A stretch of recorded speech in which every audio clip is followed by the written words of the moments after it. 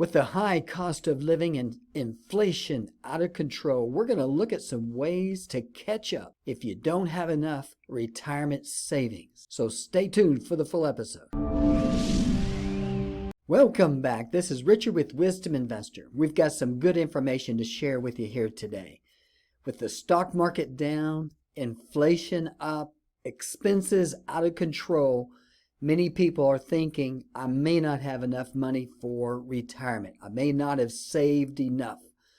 We're going to look at some ways here that you can catch up on your retirement savings so you can feel comfortable when you do retire that you'll have enough money to last you a lifetime.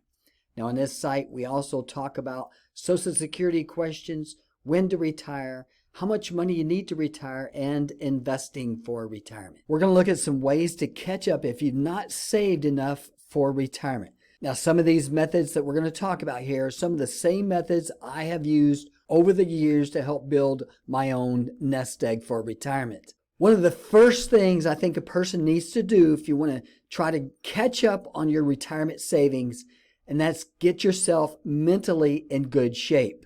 Only be concerned with your own situation. We can look at somebody else. They may have more money than we have. They may have a better house. They may have a situation that looks better, but we have to be concerned with our own situation. Maybe you've saved up $200,000. Well, somebody else, they may have $400,000. You have $400,000. Somebody else has $600,000. There's always going to be somebody that has more than you. So don't compare yourself to somebody else. Now, there's many reasons why we're in this situation. It could be sickness, mistakes, divorce, bad luck, or maybe even a lost job. The second thing to do if we're trying to catch up on our retirement savings, and that's reduce your expenses. When we reduce our expenses, that amount goes directly to our bottom line. For example, if you saved $100, that's $100 in your pocket. Now, if you go get a job and let's say you make $1,000, they're going to take tax out of that, so you don't take home exactly $1,000. It might only be $750.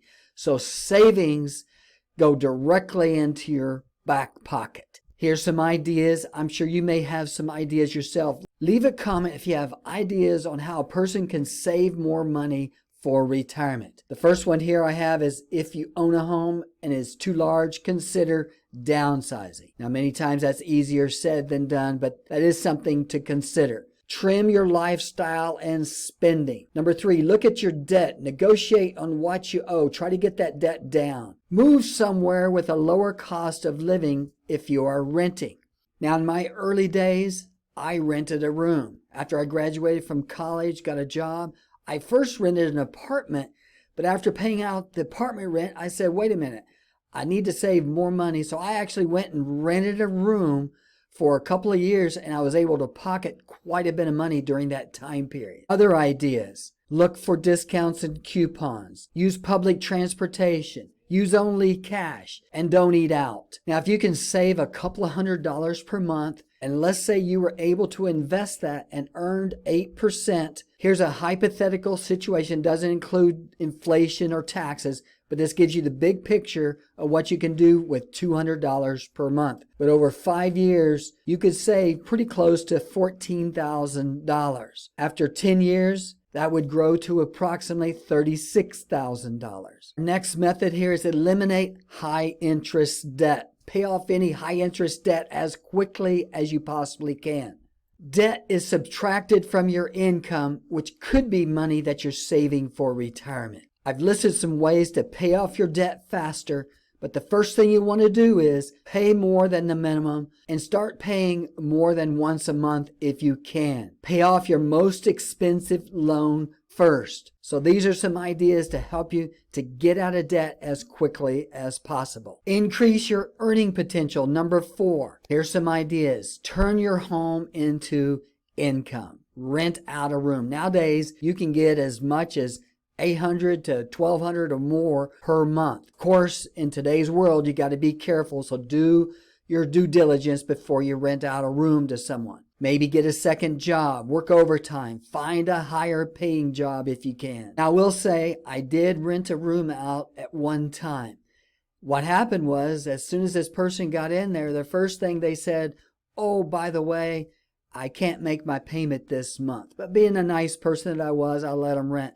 Before I knew it, they were bringing junk cars and bringing all kinds of other things into my property. And that, of course, didn't work out. So do your due diligence before you rent out a room. Now, once you're making money, you have a good job, make sure you participate in the 401k. Fully fund your 401k contributions. If you have a 401k and you have additional monies to put aside, save with a Roth account. An interesting thing to be aware of, if you're age 50 and older, you can add an extra $1,000 per year in catch-up contributions in a Roth. There's a couple examples I listed. A 40-year-old who'd invest $6,000 per year earns 8% on their money. Of course, there's no guarantee in the stock market how much you can earn. History shows over time you can earn 8% though. You could accumulate $473,000 by age 65. Now, if you waited until age 50 and start saving $6,500 per year, that would grow to $190,000 by age 65 if you earned 8% on your money. Of course, there's no guarantees that you can earn 8% in the stock market. If you're 50 and you're 50 years and older and you're participating in a 401k plan at work, you can start to contribute more with the catch-up contributions. Those who qualify can make an additional catch-up contribution up to $6,500 per year. Now, if you're close to retirement and you can see maybe you're a little short on your retirement savings, consider working another year or maybe even delay your Social Security. Now, if you want to go ahead and take your Social Security and continue working, make sure that you understand the Social Security earnings limits. Now, here's some options to consider that require financial advice and only for last resort. Consider a home equity loan, and you might also consider taking money out of a cash value life insurance. But again, these are last resort methods only, and make sure you understand all of the consequences. If you have some ideas that are not listed here, leave a comment and share it with others here. It helps all of us. Now, you may be in a situation where it feels really hopeless. You haven't saved enough money for retirement. But let me tell you this, there is hope out there. There's more ways than one to start rebuilding your savings for retirement. I've used many of these methods here myself, and they definitely pay off if we get started and take action. So folks, I want to thank you for watching here today. If you have any comments, leave a comment. Please stay tuned for our next update.